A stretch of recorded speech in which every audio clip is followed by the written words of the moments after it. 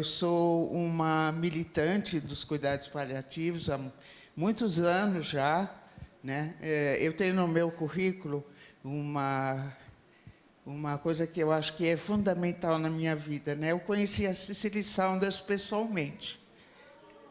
Né? Quem tem bastante anos de vida, né, tem bons repertórios também, né? E foi uma experiência emocionante conhecer o trabalho ao vivo numa época, em 1993, talvez tenham alguns que nem eram nascidos ou estavam engatinhando na época, né? E aí foi uma experiência fascinante. Pouco se falava ainda de cuidados paliativos, e eu me lembro de ter recebido de um amigo meu um livro que chamava The Care of the Dying, Cuidado às Pessoas no Processo de Morrer. Aí eu li aquele livro e aí eu falei, meu Deus, isso é fascinante, mas eu nem tinha ideia do que era cuidados paliativos. Já tinha algumas experiências no Brasil, mas não era muita coisa, não. E aí eu fui para Londres com a cara e a coragem, né?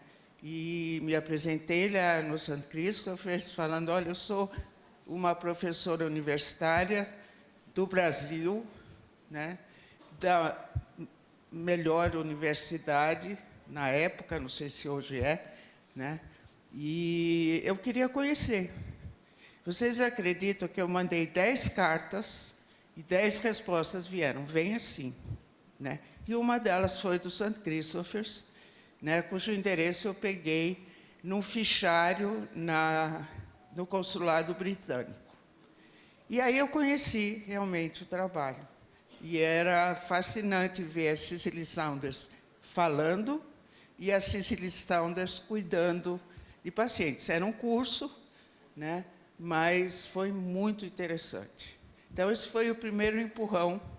E aí, quando eu cheguei ao Brasil, toda entusiasmada para saber o que tinha aqui, levei vários banhos de chuveiro frio, né?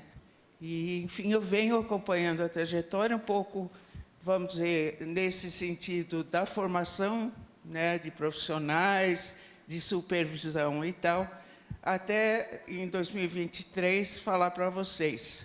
Avançamos muito, mas temos muito ainda que pensar, né? Eu fiquei muito mobilizada, né, com tanto a fala do Alexandre, que eu já conheci em parte, mas toda vez que a gente vê, mobiliza de novo, né, o modo como ele traz a questão, mas principalmente com a mesa depois, e as questões e os desafios, né? E então, quando eu recebi o convite para vir para cá para falar, né, eu fiquei muito mobilizada, aceitei na hora, né, porque eu acho muito importante que a gente possa desenvolver esse trabalho em todo o Brasil, né? Não só na região sudeste, onde está tudo concentrado, mas ver a expansão pelo nosso país, né, é uma questão de todos nós. Então, a fala, o Congresso, né, e as falas atuais é cuidados paliativos para todos, né? Todos, aqui nós estamos falando do Brasil, para todos os brasileiros, se pensamos em termos de mundo, para todos no mundo inteiro. Vimos que a gente ainda tem muita coisa para fazer, mas a gente vê os frutos aparecendo, né? E Mato Grosso do Sul é um desses frutos que está amadurecimento já com programas ativos e com essa política importante de expansão, né, para os outros municípios e tal. Então, é muito importante ver esse auditório cheio, né, e a gente poder pensar nisso. E eu estava conversando agora um pouquinho com o Dr. João, antes de começar, dizer, precisamos de gestores assim, gestores suaves, mas firmes, gestores que topam conversar, que têm a comunicação. Esse é o nosso desafio hoje, falar sobre comunicação, mas não é na gestão, eu não sou experiente em gestão. Aliás, muito pelo contrário, eu sou, muitas vezes brigo, né, com os nossos gestores, no meu caso é o reitor da USP, mas também pensando na gestão de cuidados paliativos, né?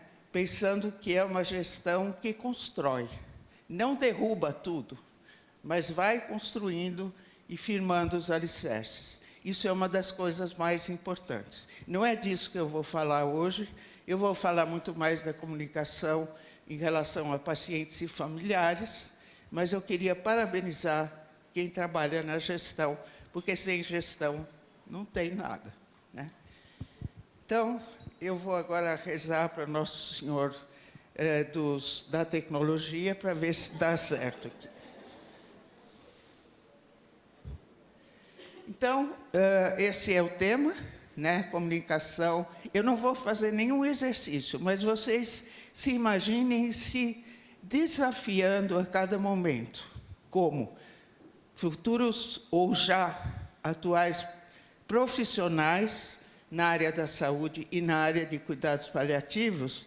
E, gente, sinto dizer também que muitos... Sinto não, eu acho muito importante, né? Eu estou bem mais próxima que vocês, mas a gente nunca sabe, né? Pacientes de cuidados paliativos ou familiar de pessoa que está em cuidados paliativos. Então, nós seremos usuários de um jeito ou de outro, né? E espero que sejamos efetivamente usuários e que não tenhamos que ficar batalhando e pedindo, pelo amor de Deus, eu quero ir para cuidados paliativos, né? Eu participei recentemente de um evento em São Paulo, que era um encontro de serviços de cuidados paliativos no Estado, né? E está crescendo lá também. Claro que na capital tem muito mais, mas a gente já percebe que tem também no interior e também vieram experiências de vários lugares do país, né? Cuidados paliativos que têm a cara da região, né? As possibilidades de cada região e as dificuldades. E aí eu falava, né, estava presente o presidente da ANCP, né, o Rodrigo Capel Castilho, né, que é uma pessoa muito legal de se conhecer também. E ele falando, né, sobre várias questões, e aí eu falei na minha fala, que a gente tem os convertidos, ou seja, uma boa parte que está aqui é convertida, ou seja, apoia os cuidados paliativos, trabalha em cuidados paliativos e trabalha para oferecer um bom atendimento a quem eles cuidam, mas também para reforçar, né, o trabalho para quem ainda não está convertido. E eu tenho dedicado uma parte do meu trabalho a converter pessoas, né? Então, quero falar deste lugar também para vocês, né? Aqui vocês têm o Laboratório de Estudos sobre a Morte.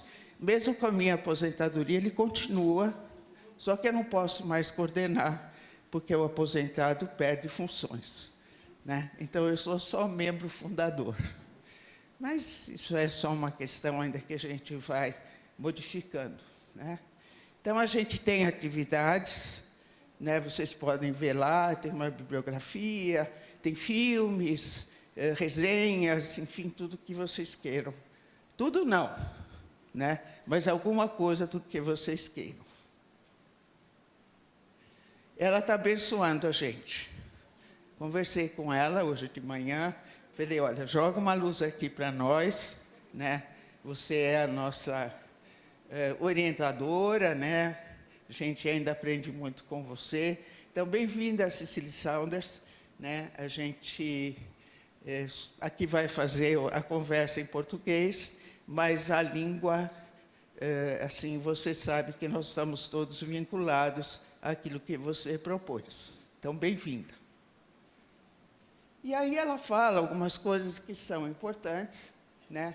Uma delas, o Alexandre falou ontem, né? Entendendo a dor numa dimensão maior, né? E ontem ele falava de empatia e compaixão, E eu, como fui muito tempo professora de aconselhamento psicológico, baseado na teoria do Rogers, Carl Rogers, para mim a empatia é fundamental, né? Sem ela, nada podemos fazer. E a empatia é entrar no mundo do outro como se fôssemos o outro. Então, tentando ouvir com os ouvidos e os olhos da outra pessoa.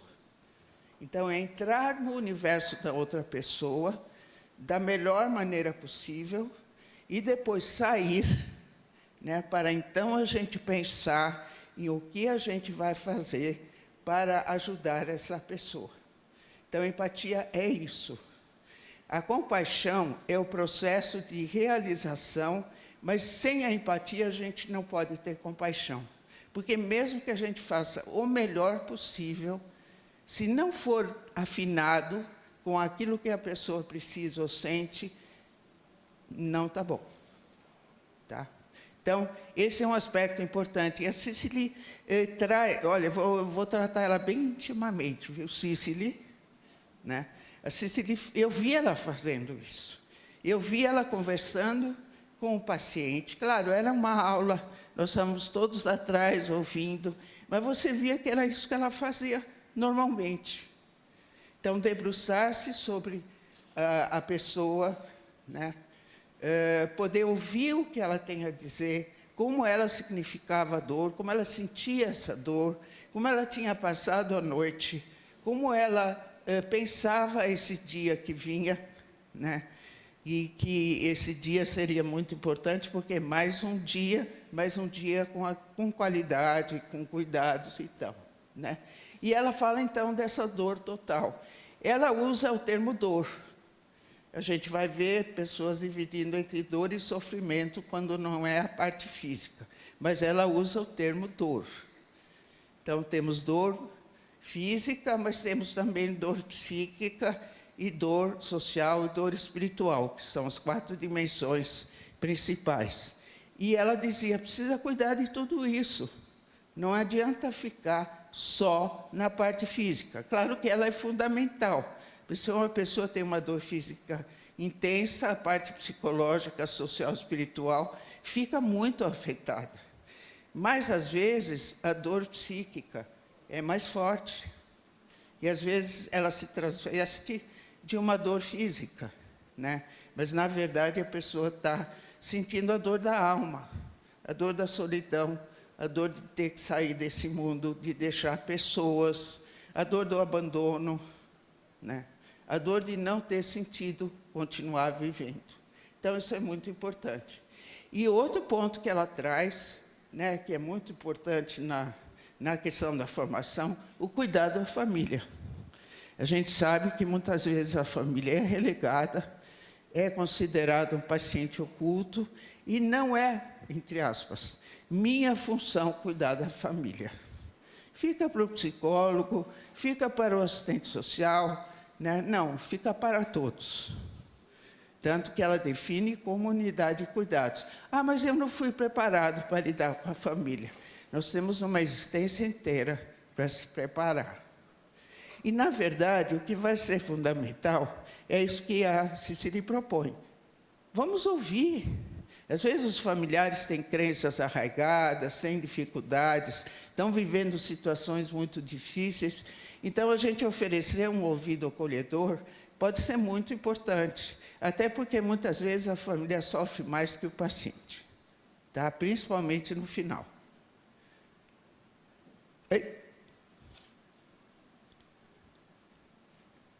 Ó. Vai ser como ontem.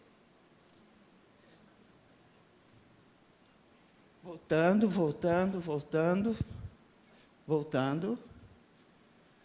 Acho que voltando. Pronto. Próximo. Definições, claro, você já tem, né? Mas só para falar que a questão principal aqui não é mais a cura, acho que isso todos vocês sabem, né? E é a questão da qualidade de vida, né? E hoje está acontecendo muito interessante um movimento que se chama paliativismo. ou seja, um ativismo dentro dos cuidados paliativos. Uma das grandes referências é uma paciente que tinha um câncer metastático, infelizmente falecida, mas ela viveu muitos anos com esse câncer, Ana Michele Soares, né? Ela tem vários livros, mas eu queria destacar Enquanto Eu Respirar, né? Porque enquanto ela está viva, ela é ativa. E ela é uma ativista dos cuidados paliativos. Isso para tirar a ideia, né, de que quando o paciente vai para cuidados paliativos, primeiro, não tem mais nada a fazer, segundo, é tirar tudo. Né? Então, o cuidados paliativos é tirar as coisas. E, na verdade, o cuidado paliativo é tirar algumas coisas, mas colocar outras, que são fundamentais, das quais a gente vai falar. Né? Então, gente, vamos, primeira coisa, derrubar a ideia de que não tem mais nada a fazer, quando os tratamentos não são mais tratamentos ativos. Veja bem, ativo versus paliativo. Tratamentos modificadores da doença, tratamentos que ajudam no alívio e controle de sintomas e qualidade de vida. Eles também não são antagônicos, né? Porque mesmo os tratamentos modificadores da doença precisam de ter alívio de sintomas que o tratamento propõe, né? E qualidade de vida. Então, vamos tirar essa ideia de que é só tirar. É tirar alguns, interromper tratamentos que não estão mais trazendo benefícios e causam sofrimento, e incluir tratamentos que proporcionam alívio e controle de sintomas. O que é o resultado disso? Aumento da qualidade de vida, mas também aumento do tempo de vida com qualidade. Isso é muito importante, gente. Isso é o que mais o ser humano quer. E ela é um exemplo disso. Ela discutia cara a cara, quer dizer, claro, vamos ver o cara a cara, lembrando sempre que a comunicação é muito importante e ela se faz numa construção do diálogo.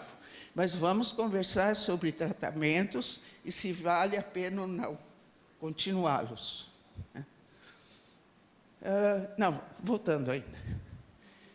Então, através da prevenção livre do sofrimento, identificação precoce. Então, assim, a gente já sabe que algumas doenças vão provocar dor. Então, não precisa esperar ela acontecer no seu nível máximo para eu propor tratamentos, né? Medicação e tratamentos não farmacológicos, né? E, por exemplo, se eu sei que um medicamento vai causar constipação ou obstipação intestinal ou vai causar fadiga, o que eu posso colocar para ajudar nesse sentido? Como eu posso melhorar a alimentação? Então, isso é identificação precoce. Tratamento impecável de natureza física, psicossocial e espiritual. Então, isso é 2017 e continua ativo ainda. Próximo. Aí, alguns erros, né? Ontem foi muito falado também, só reforçando, né? Cuidados paliativos só quando não tem mais nada a fazer. Gente, cuidar de uma pessoa com dor, não tem coisa mais ativa que a gente pode fazer e mais importante. Né? Cuidar do mal-estar, da náusea, cuidar do medo, da ansiedade, do desamparo.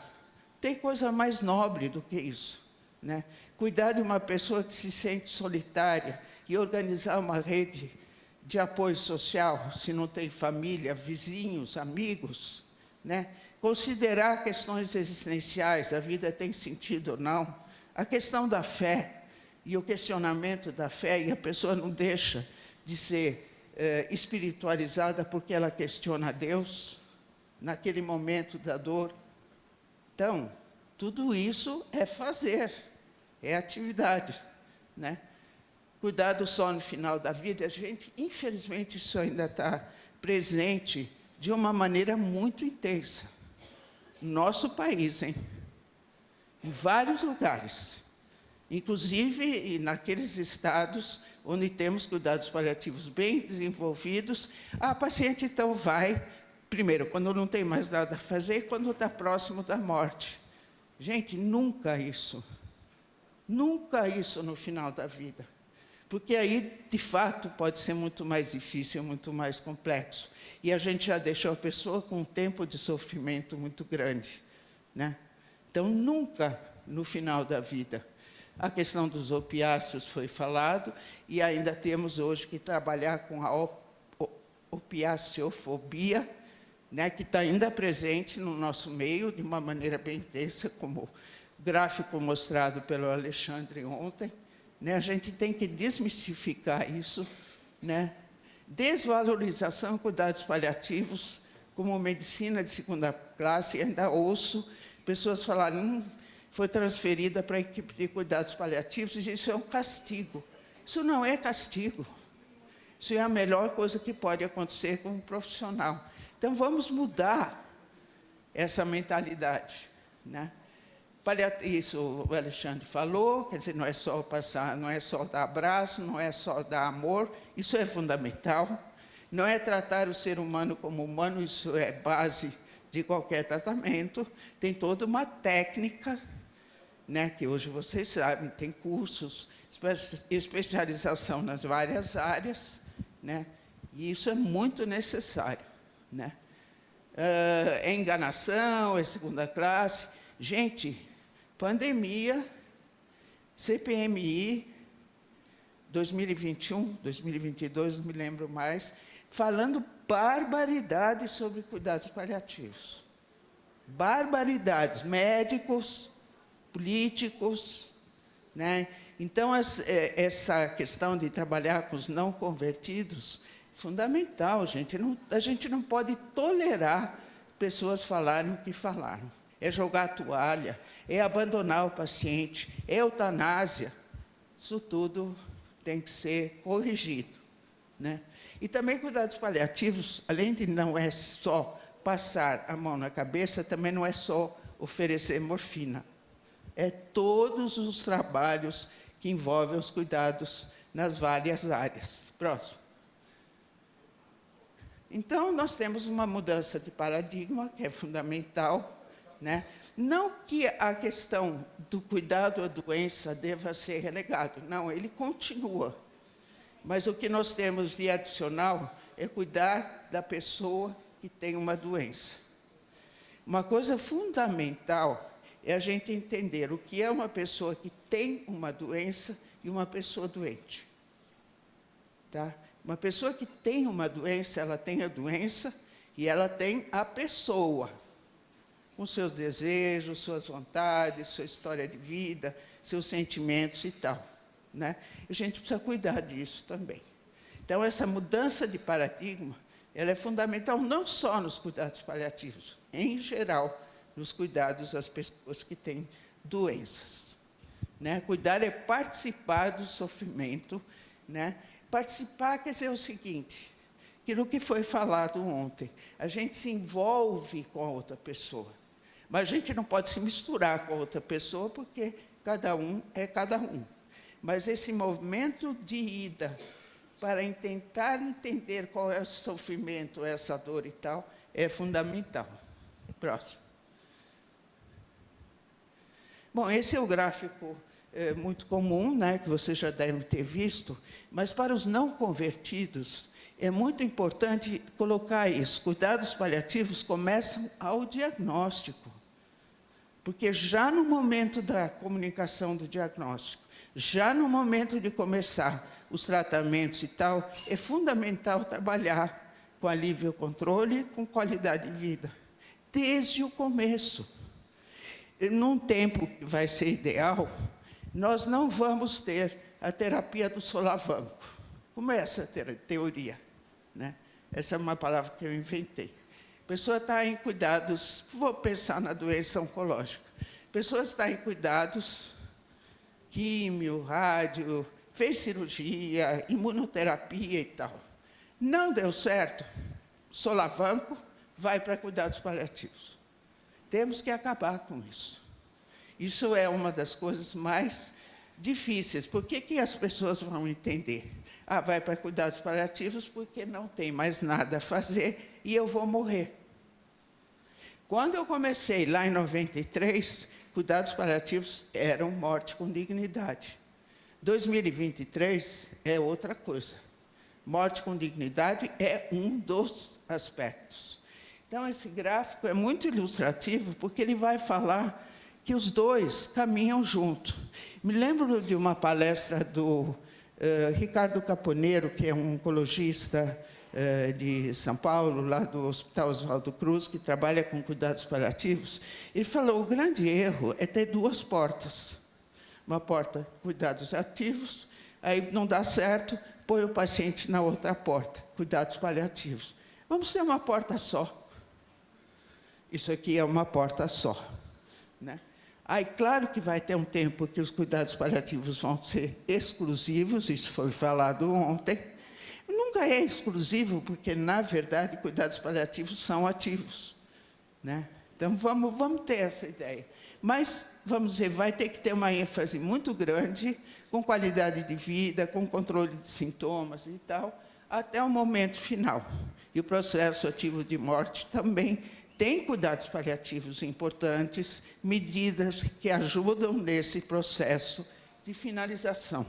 E depois tem uma continuidade que ela não deveria terminar assim, né? Ela deveria terminar numa reta, mas é a parte onde a gente ainda tem problema. Cuidados paliativos, cuidado aos enlutados, né? Aí tem um solavanco de novo, e aí vai para recursos que trabalham com enlutados. Em muitos trabalhos tem essa continuidade, que é bem interessante, né, de cuidados enlutados com atividades nas instituições, memoriais, encontros de familiares enlutados, rituais, enfim. Próximo. Bom, os princípios vocês devem conhecer, mas vamos lá dar uma repassada, né? Aceitar a evolução natural da doença. E isso é uma questão muito importante, porque, como antigamente, hoje também muitas doenças são incuráveis, não tem cura, mas tem a possibilidade de viver com qualidade de vida e está muito bem. Inclusive, doenças que têm aquele chamado prognóstico reservado, como é o caso do câncer. Mas hoje nós temos, por exemplo, doenças como as doenças neurodegenerativas, doenças crônicas, que foi falado bastante ontem, que são muito elegíveis para a questão do alívio e controle de sintomas, qualidade de vida a longo prazo. Então, nós temos pessoas vivendo 10, 15, 20 anos com uma doença que não precisam ser condenados a não termos mais nada a fazer. Concordam? Então, hoje, esse é um investimento muito importante. E outra coisa, né? Aqui tem um exemplo, né, de uma pessoa idosa, mas o número de pessoas idosas tende a crescer. Então, não adianta ampliar o tempo de vida e não se preocupar com a qualidade, né? Não apressar ou retardar a morte. Então, não é nem eutanásia, nem é distanásia. Vamos falar mais disso aí no decorrer. E aceitar o processo normal, que é a ortotanásia. Isso é simples? Não é simples. Ainda você vai ouvir muitas pessoas falando assim, o meu problema maior é fazer os cuidados quando a pessoa está realmente no seu processo de morrer. E a gente vai entender como que isso pode ser formado, como é que a gente pode proporcionar conhecimentos em relação a isso.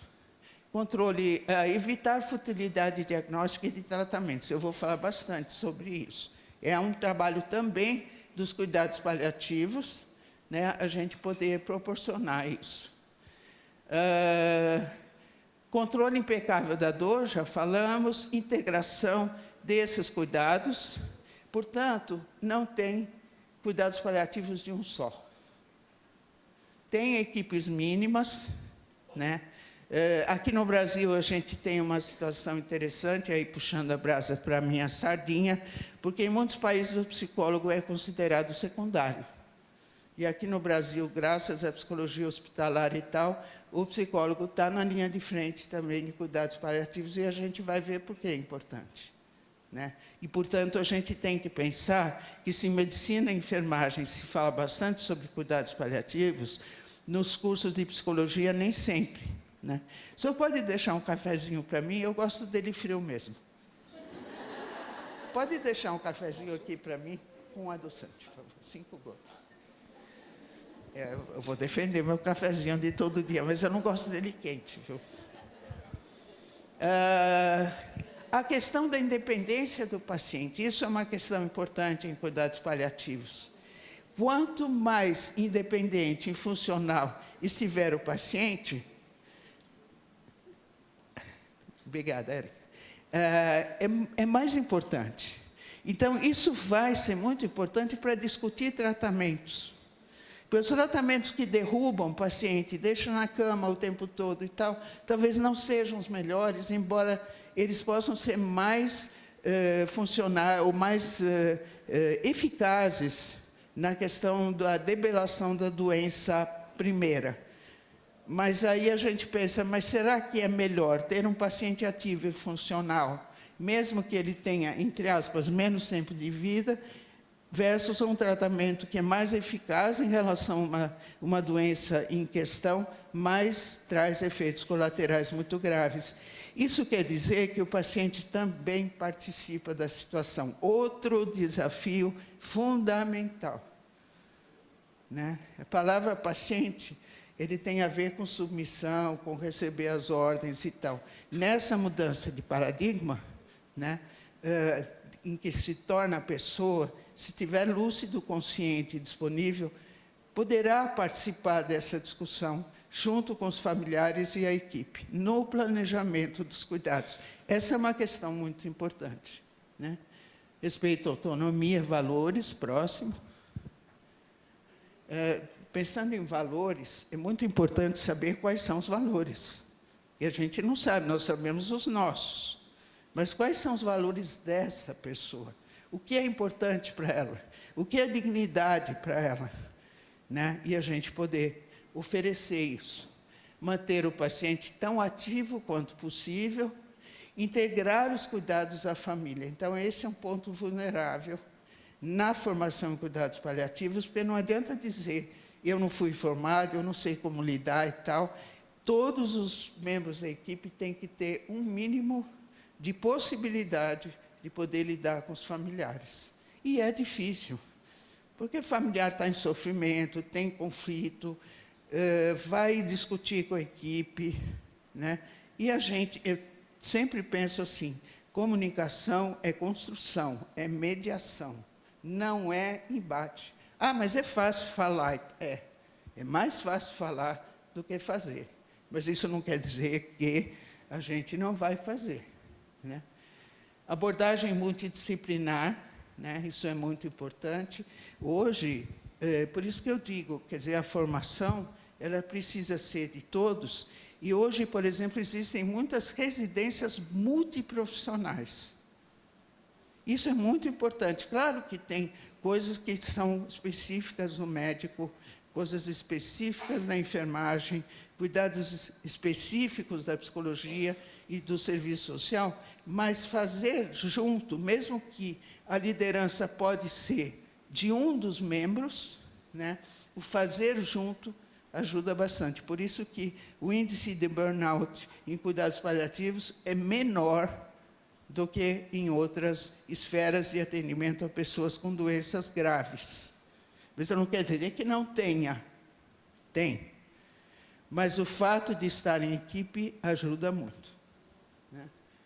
O favorecimento da morte digna, esta é uma tarefa dos cuidados paliativos. Então, esta permanece, mas não é a única. E a gente vai falar disso. E a prevenção do sofrimento do luto, no luto após a morte. Então, tem uma atividade que é muito importante, que é o luto antecipatório. Vou falar para vocês. Próximo. Aí está a dor total. Próximo. E a questão da qualidade de vida, né? Quem não quer ter uma boa qualidade de vida? Levanta a mão. Ninguém. Olha que surpresa. Todos querem uma boa qualidade de vida, que coisa estranha, né? Então, é multidimensional. É atribuir sentido à vida, gente. Por que a gente está vivo? Nós temos alguma missão na nossa vida? Pode ser que no momento não esteja clara, mas pode ser que esteja clara. Nós estamos ligadas a ela, faz sentido, né? É subjetiva, e esse é o grande drama, porque o ser humano não é exato, né? Ele é subjetivo. Ele depende de uma série de fatores, da história de vida, características de personalidade, ambiente em que a gente está, né? Então, é subjetivo. Então, vão se encontrar várias subjetividades para decidir tratamentos, para decidir como é que vai ser, onde vai ser realizado esse tratamento, se vai ser no domicílio, se vai ser numa instituição, como que ele vai acontecer, né? Então, ele é muito próprio. O locus de controle. O que é isso? Se eu acho que é um mundo que conspira contra mim, vai ser muito difícil. Quanto eu posso, dentro das minhas possibilidades, me relacionar com esse mundo, né? Como é que eu, tendo uma doença avançada, né, dou conta de fazer as coisas que são importantes para a minha missão de vida, para o meu sentido de vida. Então, claro que dentro da minha perspectiva, que é da psicologia e da filosofia existencial, o ser humano tem um papel preponderante nisso, mesmo nas condições mais vulneráveis, né? Claro que uma pessoa na situação daquela pessoa que o Alexandre mostrou, esse locus de controle fica realmente muito prejudicado. Mas logo depois que ele tomou o banho, que ele pôde se alimentar de alguma forma e tal, talvez ele ainda possa falar algumas coisas que são importantes na vida dele, para ele, né? E isso que nós temos que entender. Ouvir isso é fundamental. Se tudo vai poder acontecer como a pessoa quer, isso a gente não tem garantia. Mas, pelo menos, ouvir o que ela quer e fazer todos os empenhos possíveis para se aproximar disso é fundamental. De novo, é fácil falar. Como fazer isso no cotidiano? Até onde membros da equipe podem ter opiniões diferentes. Claro, são subjetividades. Então, de novo, negociação, conciliação, né, é muito importante. Perceber a rede social, às vezes as pessoas têm, a gente diz, nossa, mas tem uma família grande e tal, mas ela é, de fato, uma rede de apoio. Ela tem amigos, tem vizinhos, comunidade. Às vezes a pessoa diz, ai, mas eu estou tão sozinha e tal. Mas a gente pode facilitar, abrir essa rede, né? A resiliência é uma qualidade pessoal, mas ela pode ser desenvolvida. A resiliência é lidar com as adversidades e trazê-las a nosso favor. Quer dizer, a partir de uma situação difícil, eu consigo encontrar sentido e caminho. Sentido de vida também. Eu não posso fazer pelo outro, mas eu posso facilitar.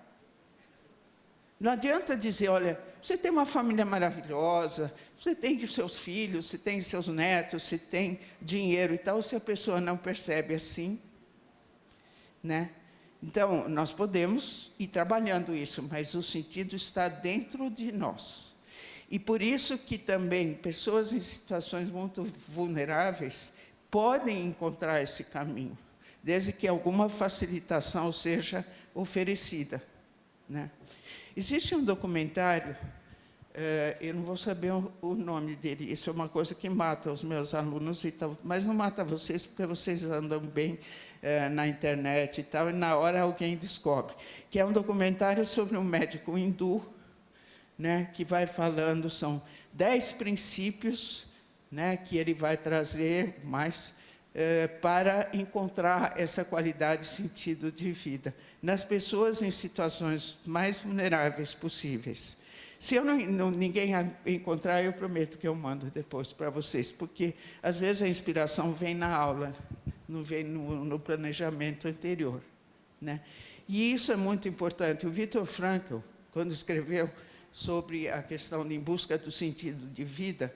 Ele, como egresso de um campo de concentração, ele falou que ele tinha uma missão. A missão era não deixar quieto o que acontecia nesses lugares tão degradantes. Ele conseguiu fazer isso. O livro dele pode mobilizar muita gente, mas quem faz o percurso é a pessoa. Assim como ele sobreviveu e pôde dar esses testemunhos e tal, tem uma outra pessoa que é muito conhecida também, que é o Primo Levi, que escreveu sobre a sua trajetória nos campos de concentração, num livro que se chama É Isso, um Ser Humano? Só que ele se matou depois. Então, não é assim, todos vamos encontrar esse sentido, esse caminho e tal. Ele tentou e não conseguiu. Viktor Frankl, que viveu uma situação muito semelhante, conseguiu não só sobreviver, como escrever livros que hoje são referências para a psicoterapia baseada na dignidade, no final, na busca de sentido e tal. Então, vamos ter isso em mente. Nós não somos santos, mesmo abençoados pela Cicely Saunders, nós somos limitados. Mas, dentro desse nosso limite, temos muito o que fazer. E o sentimento de pertencimento. Isso é fundamental. Se uma pessoa se sente estranha, alijada e tal, é muito difícil. Próximo. Bom, falando da questão da comunicação, eu vou falar para vocês que eu sou um pouco cética, mas não desisti ainda de como a gente ensina habilidades de comunicação. Esqueçam os spikes, esqueçam todos aqueles manuais de como se comunicar melhor. E façam exercícios diários, né, na tentativa da escuta de pontos de vista diferentes do seu, sem deixar que aquilo suba assim e você dispara um monte de impropérios em relação à pessoa que está falando essas coisas para você. E a mesma coisa nas reuniões de equipe, né? Então, eu não sei qual é o melhor jeito de ensinar a comunicação, mas a gente pode pensar naquilo que perturba a comunicação e como a gente pode fazer. Então, um dos problemas que a gente tem que lidar é com a chamada conspiração do silêncio, que ela tem várias formas marotas de aparecimento. Uma delas, ninguém fala nada.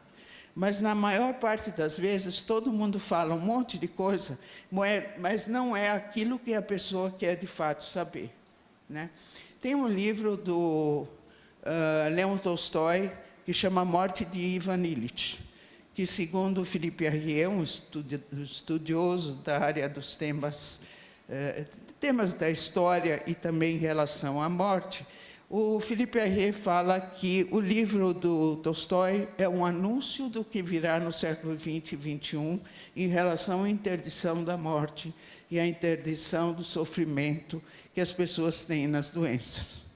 E aí tem uma fala bem interessante. Ivan Illich é um burocrata russo, né, que tinha uma posição muito alta, tal, ele começa a ter umas dores que ele não consegue explicar o que é e tal, e com muito sofrimento, não consegue se comunicar com ninguém, nem com os médicos dele, né, que não consegue explicar o que ele tem, e ele sofre demais.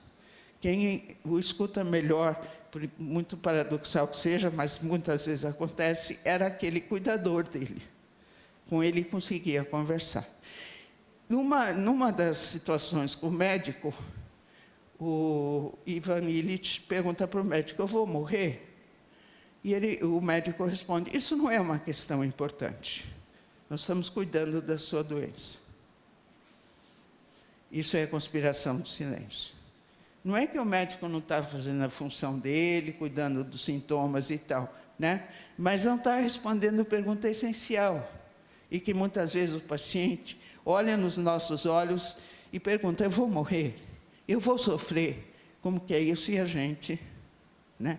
Então, a conspiração do silêncio, ou então, a família diz: por favor, não falem que ele tem câncer. Estou falando do câncer porque é mais emblemático, mas pode ser ela, pode ser demência, pode ser qualquer outra doença que a gente imagina, né? E nesse teatro de má qualidade, como eu digo, o paciente diz, olha, eu sei tudo que tenho, mas eu não quero sobrecarregar minha família. Então, esse é um teatro de má qualidade, né? Mas, às vezes, o paciente não sabe ou não consegue saber, né? E ele fica olhando assim, e as pessoas falam de tudo, menos aquilo que ele quer saber. Essa é a conspiração do silêncio. Também é o afastamento. Eu não sei o que fazer, eu não fui preparado para isso, viro as costas e vou embora. Então, esta é a não comunicação, né? Uma não comunicação como forma de comunicação. Então, quando tem esse silêncio e tal, ele pode ser interpretado de muitas formas. E muitas vezes é compreendido, realmente, eu estou no fim. Isolamento e não se sentir compreendido. Então, às vezes tem a pergunta explícita, às vezes tem o olhar indagador, né?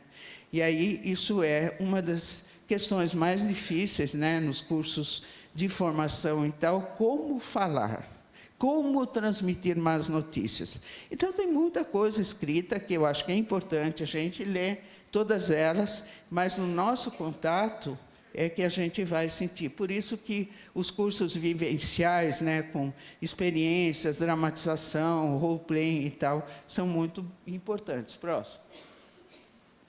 Então, nós temos uma inspiração em duas autoras, a Cicely já abençoou a gente, a outra que eu não pedi as bênçãos, mas peço agora, Kübler-Ross, né, que ajudou muito a gente, porque ela, numa época dessa forte interdição da morte que vai se estabelecendo no século XX, com uma compreensão de que, os profissionais têm que combater a morte, os salvacionistas, né, a minha missão é salvar vidas, não. A minha missão é cuidar do sofrimento humano. E isso vai, de alguma forma, ajudar no processo de vida e da qualidade. A Cicely Saunders, na década de 50, 1950 e tal, sentava com pessoas, assim como vocês, entre os quais pacientes, profissionais e tal, para conversar sobre final de vida, sobre sofrimento e tal. E ela conta no livro dela, A Roda da Vida, né, como ela sentava com os estudantes de medicina, porque ela é médica, né? Ela era para ser pediatra, não pôde ser porque ela não pôde fazer a residência, estava grávida, ela foi para a psiquiatria, e na psiquiatria ela começou a trabalhar com pacientes esquizofrênicos, catatônicos, e aí depois achou que era interessante abrir o espaço para conversar sobre a morte, esse tema tão interdito. E aí conversava com as pessoas. E aí cuidava do sofrimento. Gente, eu não tenho ideia da hora, hein? Alguém me avisa. Tá? Por favor, não sei até que horas vai a minha fala, porque deixa um professor falando, é grave. Né? Então, a Kübler-Ross fazia isso. E o que ela dizia? A comunicação é muito importante, mas a comunicação tem dois aspectos. Tem escuta e tem fala. Ela é inerente ao ser humano. O ser humano se comunica, né? Então, nós temos todos uma base disso. Ela pode estar distorcida, mas nós temos uma base, né? Ela promove a dignidade e ela mantém a competência do ser humano. Então, quando o paciente sabe o que ele tem, compreende o que ele tem, mesmo que seja doloroso, então a gente tem essa falsa premissa que a gente tem que poupar o sofrimento. A gente não tem que poupar o sofrimento. A gente tem que acolher esse sofrimento e dar à pessoa a possibilidade de lidar com ele. Então, quando a família fala, pelo amor de Deus, não fala com o paciente, está infantilizando. Que pode ser um adolescente, uma criança, um adolescente, um adulto, um idoso, quem quer que seja. É fundamental que a pessoa é o seu centro de referência. Ela vai poder dimensionar como é isso. Então, eu não conheço em nenhuma circunstância, meus trabalhos com pacientes oncológicos, que é a minha maior experiência, saiu sambando depois de ter um diagnóstico da doença. Mas as maneiras de lidar com isso são muito próprias. E é isso que a gente vai compreender, ajudar e vai lidar com aquelas que são mais difíceis e que podem colocar a pessoa em risco. Quando os familiares pedem isso, não é para né, sair brigando e confrontando e tal. É tentar entender por que eles não querem falar, né? Por volta de... Ah, tá bom. Depois você me dá um por volta de... Vai dando, tá? Obrigada. Então, essa competência é muito importante, porque na base das decisões compartilhadas, que é o que a gente discute hoje nos planejamentos de cuidados e todas as atividades, né, está essa ideia de que o ser humano tem possibilidade de compreender as coisas no seu nível. Se não estiver compreendendo, é nossa tarefa ajustar a compreensão ou a possibilidade de transmitir a informação no nível que a pessoa possa compreender. A comunicação não é um instante, a comunicação é uma construção. Ah, mas eu falo, o paciente parece que não ouve. O que acontece quando você entra numa situação de crise e o diagnóstico de uma doença que ameaça a vida é uma crise fundamental no existir humano, é que você ouve a primeira palavra e depois bloqueia o resto. Por isso que a gente sempre aconselha ter mais uma pessoa junto. Que a gente possa repetir essa informação várias vezes. Ah, mas o paciente não quer fazer o tratamento. Calma, acabou de ouvir. Principalmente as recidivas são as mais difíceis. Puxa, eu fiz tudo, eu me envolvi e tal, não adianta, eu não quero fazer mais nada. Dura um tempo, né? E daqui a um tempo a pessoa diz, não, eu vou fazer. Ou não vai fazer. A gente não sabe a priori. Então, calma, gente. Comunicação é calma. Lembrem-se que vocês estão numa situação diferente da pessoa que acabou de ter a notícia ou da família. Então, a gente tem que comunicação é processo, não é momento. Próximo. Então, escuta ativa e atenta. Escuta, gente, é o seguinte, escutar leva tempo. Ah, mas a gente não tem tempo. Olha, cuidados paliativos têm uma vantagem em relação às outras formas, porque o tempo é maior. Ah, não, mas a gente tem muitos pacientes, eu sei. Poucos profissionais, é difícil e tal. Mas a gente tem que rumo à possibilidade de uma escuta atenta, né? Porque nem tudo sai de uma vez. Palavras saem, mas às vezes sentimentos é mais difícil, né?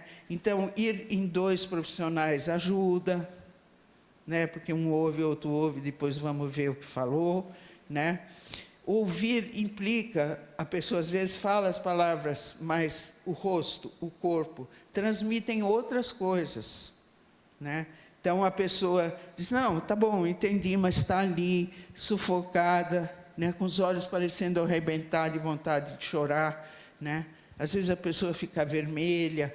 Enfim, tem várias outras coisas que a gente pode perceber.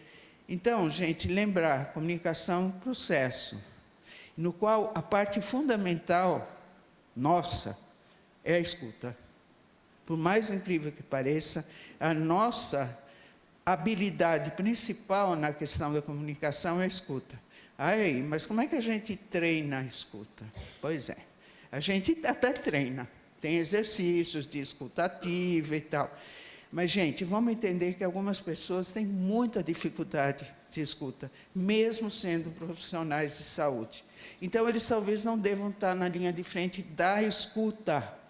Eles podem estar, talvez, na linha de frente de outras atividades dentro do programa, desde que elas tenham uma séria convicção de que é importante elas aprenderem a escutar. Porque se elas não quiserem, você não pode fazer... São esses os desafios que eu digo. Não dá para colocar sentido na vida de uma pessoa se isso não tem sentido para ela. Não dá para fazer escuta se eu não consigo escutar as pessoas. Tem treinamento? Tem. Vamos tentar? Vamos. Mas vamos também perceber quais são os nossos limites. Nós não somos ilimitados, gente. Então, escuta é uma coisa, e esqueçam os protocolos, porque os protocolos vão dizer isso. Você precisa escutar com atenção. Mas a pessoa não consegue. Então, vamos lá. Esses são os desafios da formação numa área onde o ser humano é principal e não a doença. Tá? Isso é uma questão importante. Tá? Então, demanda tempo, sensibilidade e abertura. Demanda tempo. Essa é uma discussão que eu tenho muito séria. Claro que quem está fora fica falando coisas maravilhosas, como eu estou falando e tal. Mas eu estou falando de uma experiência vivida também. Em 15 minutos, que são muitas vezes os tempos de consulta nos serviços públicos, é muito pouco. Como é que a gente consegue mudar isso? Então, essa é uma tarefa também da gestão, é uma tarefa da equipe, né? Se a gente consegue ampliar os espaços também, porque, gente, não tem milagre. Em 15 minutos, uma pessoa que está totalmente tomada pela dor, pelo sofrimento e tal, não consegue falar de si. Essa pessoa entrou em tratamento, entrou em cuidados, então eu vou desenvolvendo essas coisas e vou desenvolvendo a capacidade das mensagens e como eu transmito aquilo que eu estou sentindo. Eu tenho confiança em falar para a pessoa que está me cuidando o que eu estou sentindo. A raiva, porque os sentimentos bonitinhos a gente aceita. E a raiva? A gente aceita? O medo, a gente aceita? Né? Que uma pessoa tenha medo de morrer. Ah, mas você agora, como respondeu o médico para o Ivan Illich, eu estou cuidando, isso não é uma pergunta que interessa agora. Interessa sempre. A questão da morte nos interessa sempre. A pergunta é assim, eu vou morrer agora? E a pergunta que o Alexandre trouxe ontem, vou ter dor e sofrimento? É essa a questão principal. Mas se o paciente consegue falar isso, é um grande passo, porque a gente vai construindo junto a forma de lidar com isso. Ele vai aprender a pedir as coisas que ele precisa. Né? Porque as pessoas não estão acostumadas a falar. Às vezes, quando a gente vem de fora e tal, e abre o espaço da comunicação, a gente ouve muitas vezes isso. Ah, mas eu não consegui falar isso para ninguém. Conseguiu uma primeira vez. Então, quem é essa pessoa, né, que abre essa possibilidade? Então, congruência entre conteúdo e sentimento. O que eu estou falando? Bate com os sentimentos. A não mentira e não omissão.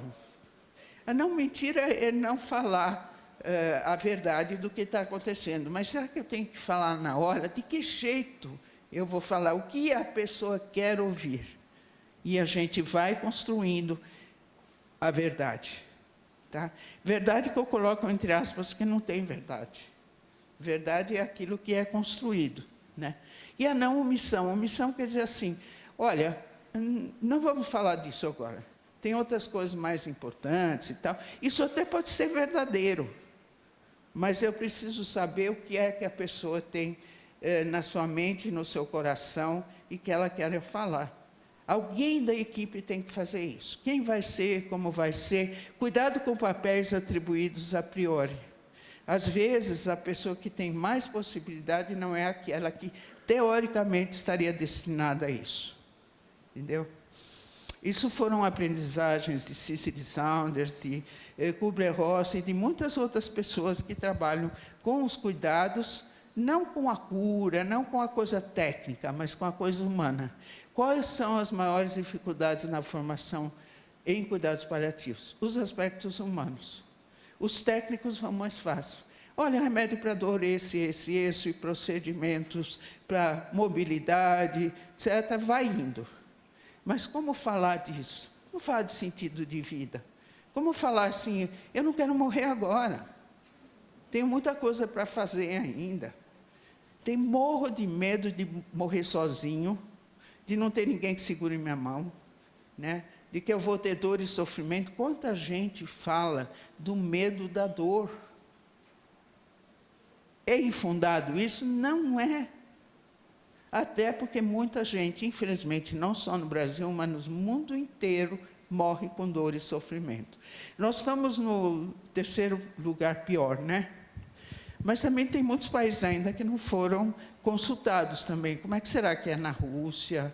Como será que no Vietnã, sei lá, todos esses países foram considerados ou não. E Brasil, é todo o Brasil, ou é o Brasil em geral, né? Tem lugares de excelência no Brasil ou não, não sei. Mas é uma notícia muito dura isso, né? Brasil, o país onde se morre em terceiro lugar, né?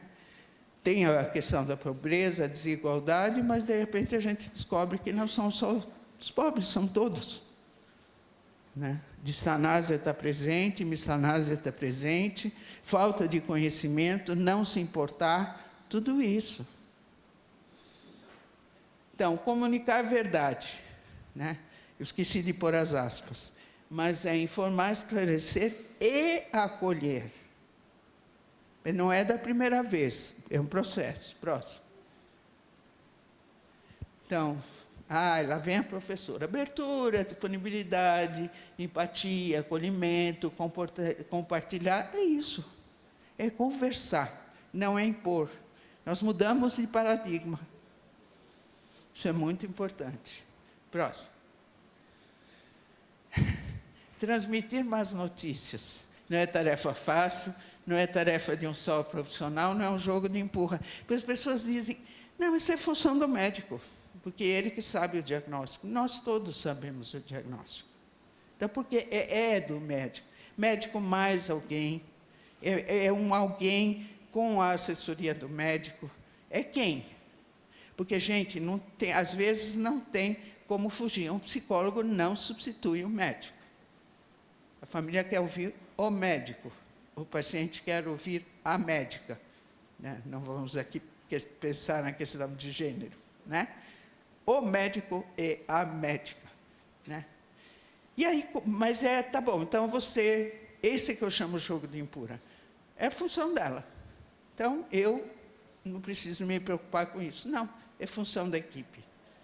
Então, médico, médica presente, né? Com mais alguém. E o que é uma má notícia? Uma má notícia não pode ser uma boa notícia. Olha, a gente brinca, né? Eu tenho uma má notícia e uma boa notícia. O que você prefere antes? Gente, a má notícia é a mais complicada. A boa notícia, depois a gente vai falando. Então, como que é que a gente transmite verdades? Como é que a gente transmite diagnósticos? Como é que a gente traça um diagnóstico sem tirar a esperança total? A gente fala tudo, fala uma parte, o que é que a gente faz? Não é fácil. Claro que jogar um monte de coisa, embora não é o que a gente vai fazer. Mas o que a gente vai falar, de que forma a gente vai falar, e depois ouvir, né, também quais são as perguntas, quais são as questões. Se não dá no dia, faz num outro dia de novo. Né? Comunicação é processo, não é momento. Aí eu falei tudo, tá bom, está resolvido. Não, tá. Tarefa de equipe, investimento psíquico, e é importante na formação. Né? Então, vamos lembrar isso, gente. Aguinha.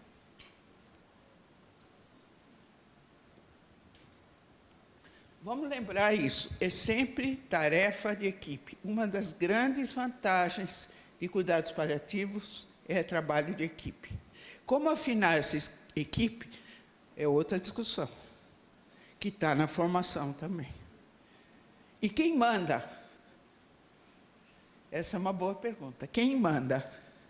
Se vocês ficam pensando em quem manda, tá bom? Próximo. Bom, falando um pouquinho, então, de luto antecipatório, que é uma tarefa essencial nos cuidados paliativos e é tarefa de todos, não só do psicólogo e do assistente social. Tarefa do luto antecipatório é tarefa de todos nós. O que é o luto antecipatório? Então, o luto, eu não gosto dessa palavra, mas é a palavra como é conhecida no mundo, né? Luto antecipatório. Por que antecipatório? Porque tem a ideia de que o luto não é só por morte. O luto é pela perda de situações significativas da vida. Tá? Adoecimento, separações, mudanças drásticas na pandemia. Foi um exemplo, mas tem gente que vive situações drásticas, falências, tem que sair do país, enfim, todas aquelas que mudam uma situação que está uma certa harmonia, um certo equilíbrio e é rompido. Então, perda por morte e perda por situações significativas. Então, não precisaria chamar de antecipatório, é luto. Adoecimento é luto. O que se perde? Se perde a saúde, se perde uma série de situações que a gente está acostumado, talvez tenha que abandonar o trabalho, talvez tenha que abandonar algumas atividades, tem que dar uma mudança geral na vida, né? Então, o adoecimento é um processo de luto. Portanto, isso deve começar desde o diagnóstico de uma doença. Luto é vida, faz parte da vida. Luto é um processo natural do existir humano, por isso não é doença. Forma de lidar com uma crise muito importante na vida. Perda de uma pessoa significativa é uma crise grave. Adoecimento é uma crise grave. Aposentadoria pode ser uma crise brava e também tem o seu luto, né? Quando você é obrigado a largar o seu trabalho porque você tem X anos, né? E assim por diante, podemos pensar em várias delas. Então, lidar com as perdas provocadas pelo adoecimento até a morte e com os enlutados depois da morte, né? É uma revisão de vida. Porque, claro, tua vida vem andando tal, vem uma doença, é uma mudança drástica, e aí, como é que você vai continuar vivendo? Nas teorias do luto, existe uma que é muito importante, que chama perda dual do luto, né? Que a primeira parte, né, uma das partes, é você lidar com os sentimentos que envolvem a situação de perda. E a segunda parte importante é como você vai se readaptar à vida nessa situação. Então, como você vai continuar vivendo se você perder uma pessoa significativa, seu pai, sua mãe, seu irmão, sua figura amorosa, seu filho, seu amigo, seu colega, seja quem for, né? Que seja uma pessoa com a qual você tem um vínculo, né? Então, como você vai lidar com o rompimento, como vai ser viver sem a pessoa, né? E como é que você vai readequar a sua vida vivendo essa perda. Então, no adoecimento, a mesma coisa. Então, ela é parte integrante, porque você vai lidar com doenças que ameaçam a vida ou que limitam a vida, né? E aí é também um universo tão amplo que a gente pode dizer o adoecimento em geral. E é importante ser validado pelos profissionais. Por quê? Porque se entende que luto é só por morte. Mas como você vai falar de luto numa pessoa que está viva?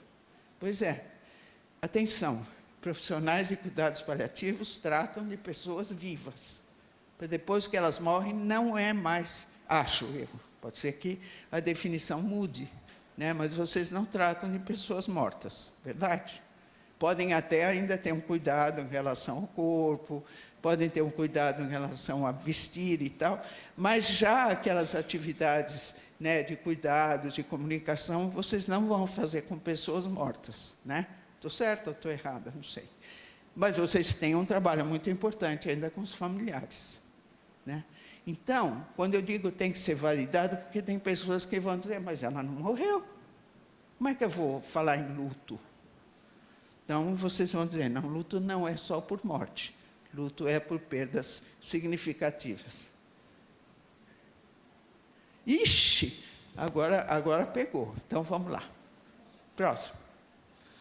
Então, o luto antecipatório, nós temos para doenças de diversas ordens, elas podem ter características diferentes. Então, perdas, por exemplo, por uma doença de Alzheimer, que muitas vezes não tem manifestações físicas, mas o que você perde é a pessoa. E aí a sociedade diz, mas você está tão bem, está andando, está falando, está tal, mas não é mais aquela pessoa. Precisa ser validado, porque senão a pessoa diz, mas como assim? Né?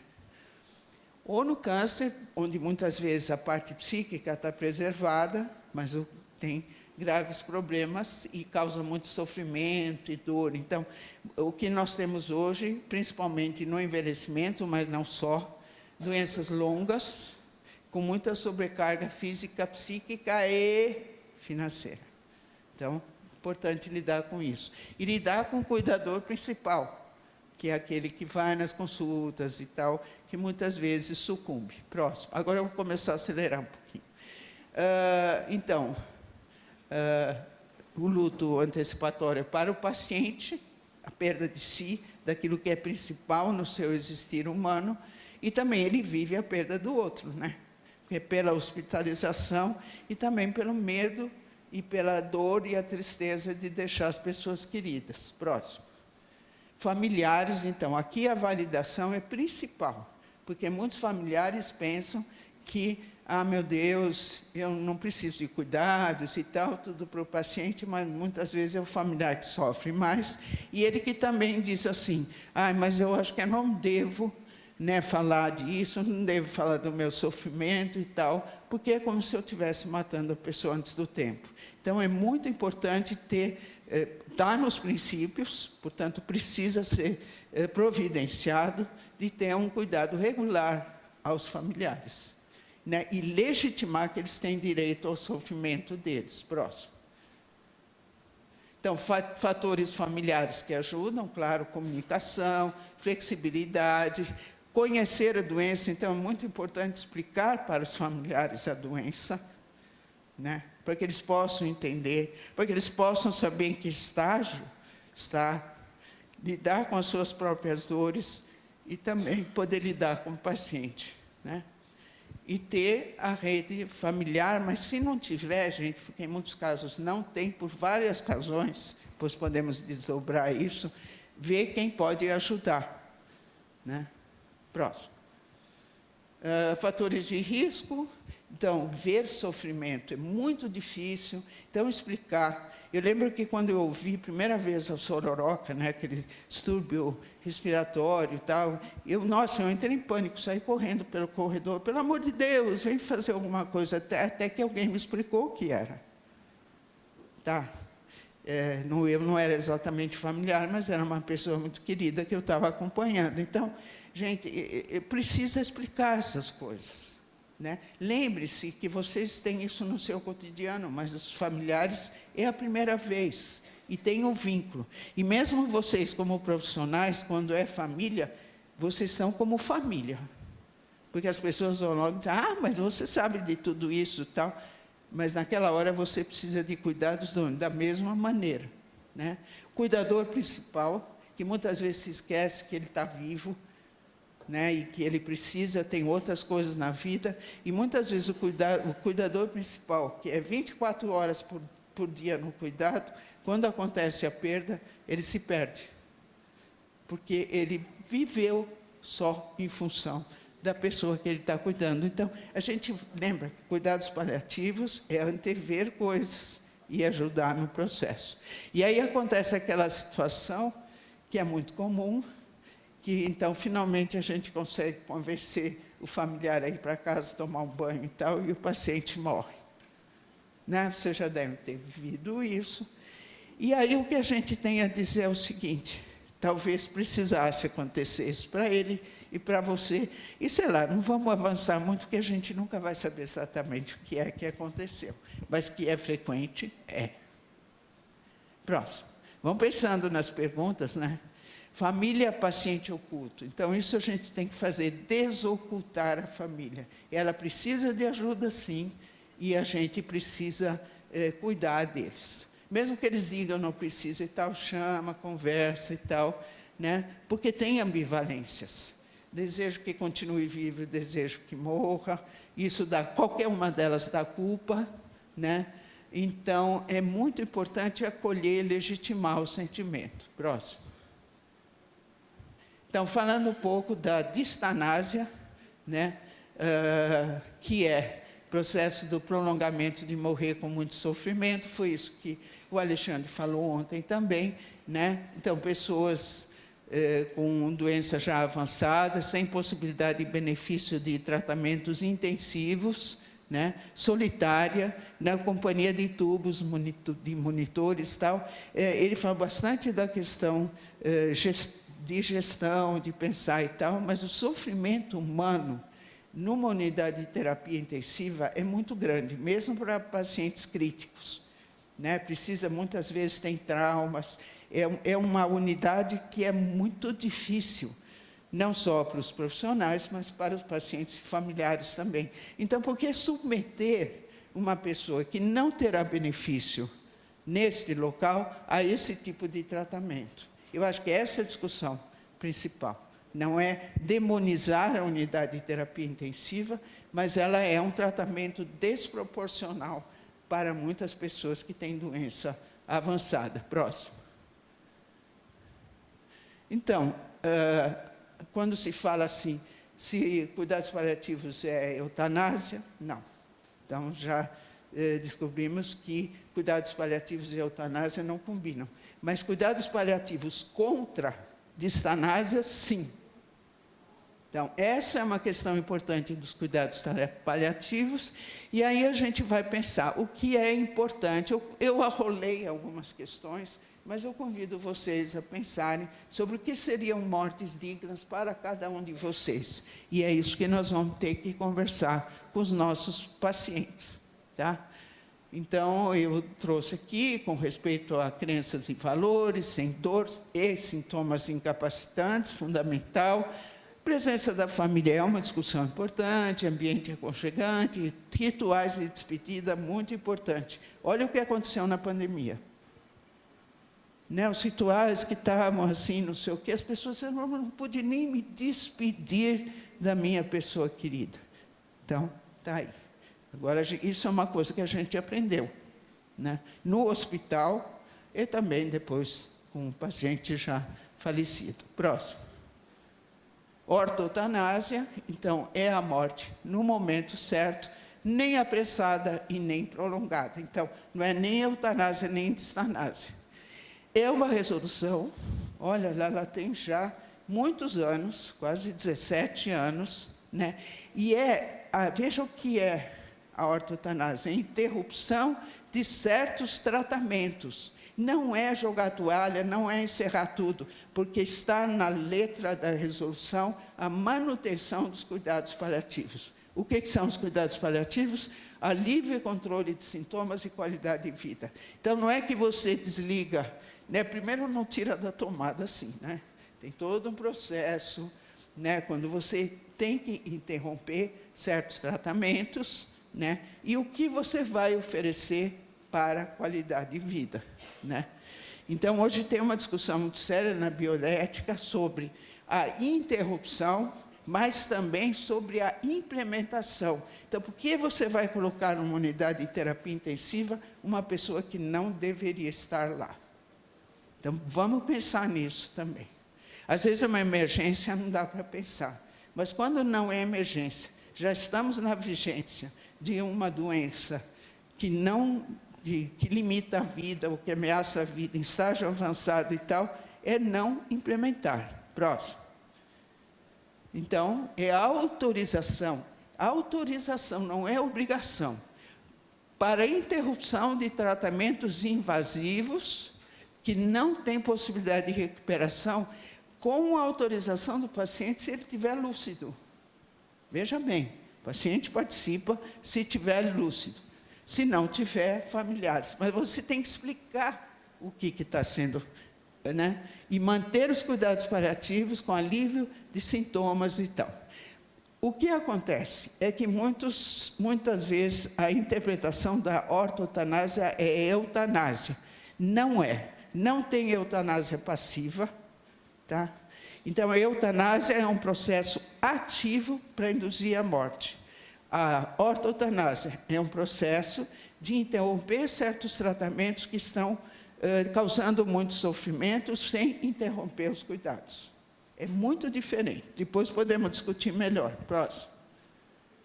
Morte com dignidade. Então, quem é a ortotanásia, e entrou essa calotanásia também, que depois eu posso explicar melhor. Mas são os rituais, a parte, vamos dizer, mais ética, cuidadosa do final de vida. Próximo.